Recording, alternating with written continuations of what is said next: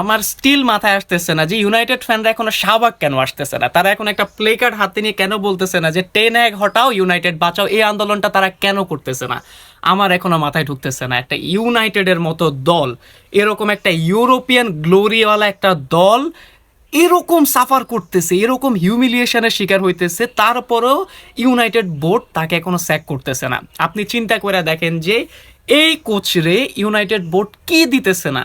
এই যে transfer window গেছে, এটা তো প্রায় ওরা অ্যাপ্রক্সিমেটলি 200 মিলিয়ন খরচ করছে।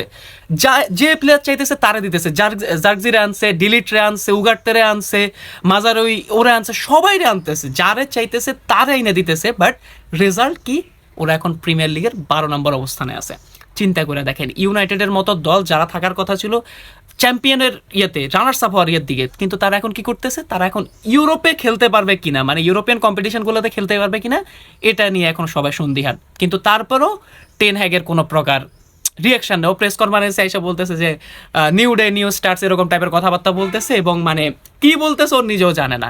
আমার আসলে ধরেন আমরা যারা অন্যান্য দলের ফ্যান আছে, আমরা কিন্তু ইউনাইটেডের ট্রল করি, আমরা করব, টক্সিসিটি না, বাট ট্রলটা করবো, যেটা ফান ট্রল হয় এটা সবাই করে, ঠিক আছে।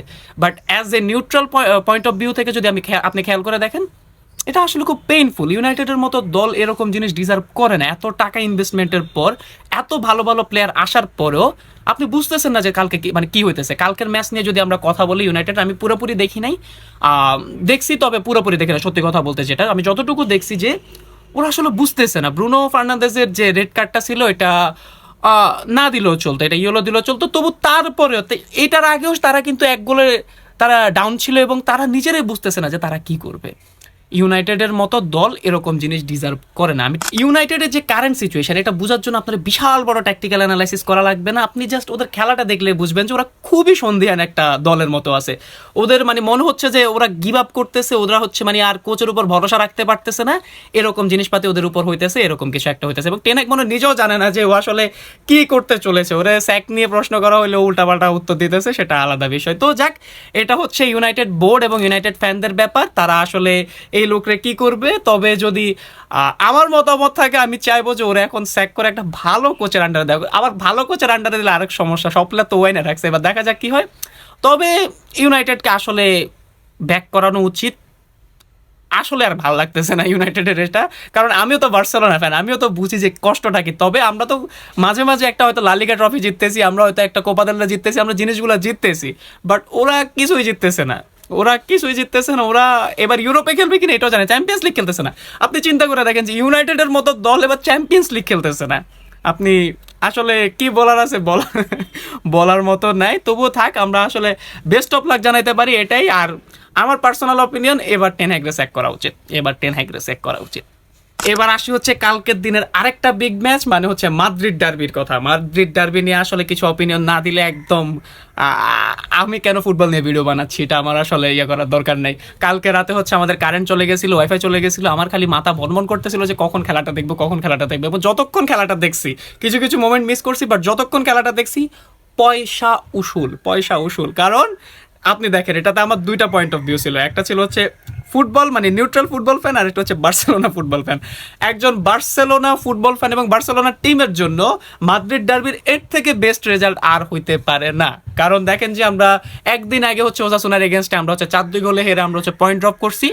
আমাদের কাছে ইয়ে ছিল যে যদি মাদ্রিদ যদি কালকে জিততো, তারা হচ্ছে আমাদের থেকে 1 পয়েন্ট পিছিয়ে থাকতো, এবং অ্যাথলেটিকো যদি জিততো হচ্ছে তারাও মনে হয় এরকম কিছু একটাতেই থাকতো। তবে কালকে ড্র করার পর আমরা এখনো স্টিল আমরা এক ম্যাচ হারার পর রিয়াল মাদ্রিদ থেকে 3 পয়েন্ট আগানো আছি। তাহলে চিন্তা করে দেখেন যে first of all Barcelona football ফ্যানের মানে ইয়াতে, এটা পয়েন্ট অফ ভিউতে এর থেকে বেস্ট রেজাল্ট হইতে পারে না। ও একটা মিম আছে না যে মেয়ে মানে দুইটা দলই যেন হেরে যায়, এরকম একটা ইয়ে থাকে। এটা আমার ক্ষেত্রে হয়েছে যে আমরা যারা, আমার ক্ষেত্রে না সবার ক্ষেত্রে হয়েছে, এবং মানে জিনিসটা খুবই মজাদার একটা জিনিস হয়েছে। এবার আসি হচ্ছে আরেকটা পয়েন্ট অফ ভিউ থেকে, এটা হচ্ছে নিউট্রাল ফুটবল ফ্যানের পয়েন্ট অফ ভিউ থেকে। এবং এই ম্যাচটা কি ম্যাচ হয়েছে, মানে একদম শুরুর মিনিট থেকে হচ্ছে মানে এত উত্তেজনা একটা ম্যাচের মধ্যে যে দেখতে ভালো লাগতেছিল। এবং এই ম্যাচটা অনেকটা দেখা গেছে যে আর্জেন্টিনা এবং ব্রাজিলের ক্লাবের মধ্যে একটা ইয়া চলতেছে, কারণ দুই দলের দেখা যাচ্ছিল যে আর্জেন্টিনা ব্রাজিলের খুব মজাদার একটা স্কোয়াড কম্বিনেশনটা হয়েছে, এবং ম্যাচটাও পুরোপুরি কি জোস একটা ম্যাচ হয়েছে। দেখেন যে এটার মিলিটার গোলের পর যে জিনিসটা হয়েছে আসলে ওই জিনিসটা সাপোর্ট আমি ভুলেও করবো না। এরকম জিনিস সাপোর্ট করা যাবে না যে থিবো কর্তার উপর একটা নাইফ নাকি ছোড়া হয়েছে।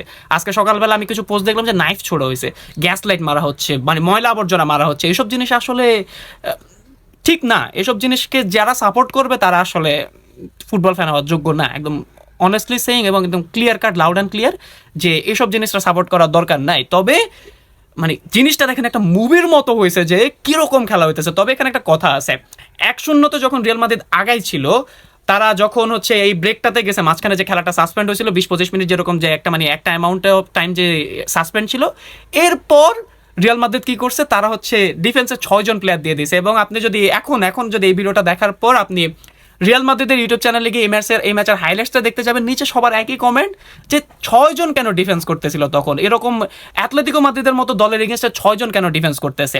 এবং এটার ফলে যা হয়েছে তা লাস্ট মোমেন্টে আইসা অ্যাথলেটিকো মাদ্রিদে গোল দিয়ে দিছে। কে দিছে? Angel Correa. আমি তো নাম মনে সঠিকভাবে প্রনাউন্স করছি, যে আর্জেন্টাইন প্লেয়ার, উনি গোলটা দিয়ে দিছে। এবং যা হওয়ার তা হয়েছে। আমি বার্সেলোনা ফ্যান হিসেবে বিশাল খুশি। এবং এই ম্যাচটা ভাই সিরিয়াসলি জটিল একটা ম্যাচ হয়েছে এবং আসলে আর কিছু বলার নাই। তো কালকের দিনে আপনার কাছে সেরা ম্যাচ কোনটা মনে হয়েছে সেটা কমেন্ট করে জানান। কালকের দিন আপনার কাছে বেস্ট প্লেয়ার কে মনে হয়েছে সেটা কমেন্ট করে জানান। আর কি বলবো, পরবর্তী ভিডিও পর্যন্ত সবাই ভালো থাকে। সবাইকে আসসালামু আলাইকুম।